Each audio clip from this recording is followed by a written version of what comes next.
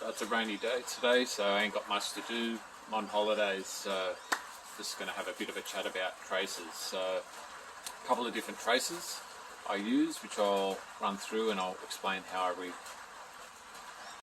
So the first rig we'll talk about is we've got a 20-go inline circle on 5-6 metres of straight 3.5mm wire. So these are the rigs that we use in the harbour or the river when we're chasing those big bull sharks when they start rocking up. So generally the way we rig these up is we'll either have a big rock, a 2-metre bite away line. Right, what I find is that bull sharks are got pretty average eyesight and they don't play with the bait or sit there circling the bait. From my experience, they will just come up, they will just smash it, and game on. Hopefully you set the hook. Now, obviously the negative of having a bite away sinker with any type of rig is if you get a hit and you miss the hook up, then you're going to have a free swinging bait floating around in the water. But these are the no mucking around traces for chasing those big dogs. So I've also got these in this is a 9-metre trace, wire trace, a really expensive rig, this one, onto a 20-0 Mitsu circle.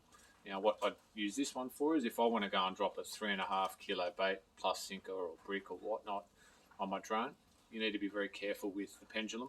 You get a lot of pendulum on the drone when you're sending out big baits.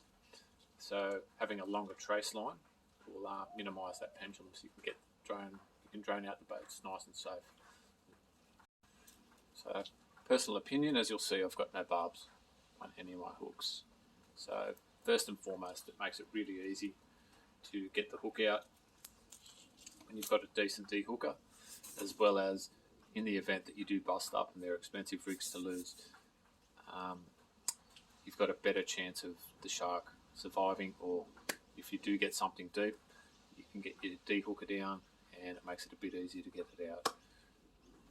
It's strictly my opinion, but I don't believe where possible you shouldn't be leaving hooks in sharks. So I know people say, yeah, they rust out in a week or two, that's fine, whatever, but make sure you got the right tools, and if you haven't got the right tools, don't go chasing. It's that simple.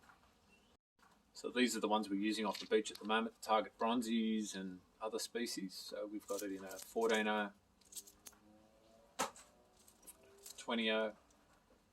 Still got to take the barbs off these hooks before I use them, and then 16-0, which has been working really well. So I'll show you how I rig these up and what it's all about. Now onto the rig. Got a pretty heavy duty crane swivel, Flemish die, everything's double crimped. So we've got 10/12 metres of 800-pound mono 3mm. Got a sliding swivel on him, and we come down to double crimped Flemish die, swivel again, double crimped 2.5mm, 1,000 pound, and then ultimately down to double crimped onto our 16-0. Once again, that barb will get flattened before I use it. What we also do is we double crimp here up tight, and then what we don't want is wiggle in the hook. We do this because we don't want the bait, once it's on, to swing back on the line. And on my tail rope, I've got this guy. Now, the reason why I've got this guy is because when if I'm out on a solo session, I have got the ability on these traces where I can clip this straight into Flemish die on my rig, and I can control the shark a lot easier with that connected to my trace line, and then obviously my reel into free spool. Alright, so the body end, this is the way I rig these 85% of the time, is trace about 20 pound tied to our sliding sinker.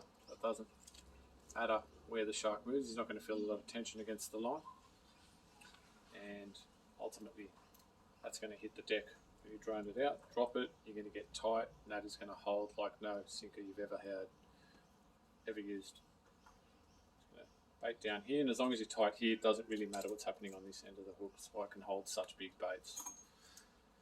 So you can fly it out like this, but the problem is, a lot of the time, if you're not going to have it connected for retrieval, right, you're going to be sitting like this, and when you go to do a slow pullback, it's going to pop the breakaway, and then, believe it or not, your hook's going to actually grab the sinker on the way through, right? But more importantly, if you want to get them back, you've got your 20 pound, and then on the other end of the sinker, we've got our 50 pound to a clip. So all we need to do is clip him through here. We need to make sure this is a bit longer than the breakaway line. He's going to sit like that. So basically you get the benefits of the sliding sinker. So if the shark runs, picks up the bait and runs all the way down the other end, and he hits the other end, it's going to pop the breakaway and help set the hook on the shark.